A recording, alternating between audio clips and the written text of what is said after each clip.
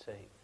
ایک صاحب پوچھتے ہیں مولانا صاحب یہ فرما دیں کہ پیتل کی انگوٹھی یا پھر جعلی قسم کا سونا اس کی انگوٹھی پہن کر ہم نماز پڑھ سکتے ہیں یا نہیں؟ ایک مولانا صاحب نے کہا کہ بالکل ایسا کرنا درست نہیں ہے. آپ فرمائیے کہ یہ درست ہے یا نہیں؟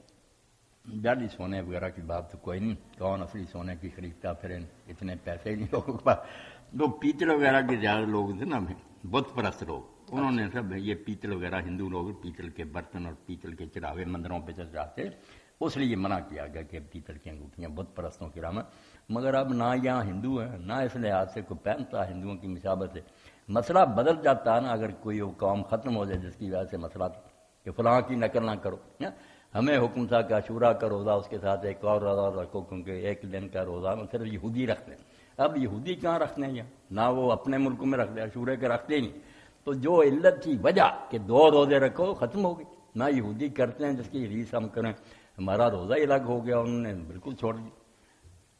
اس کو کہتے ہیں کہ جب حکم کی علت اور سبب جو تھا نا وہ ختم ہو گیا تو حکم بدل جاتا.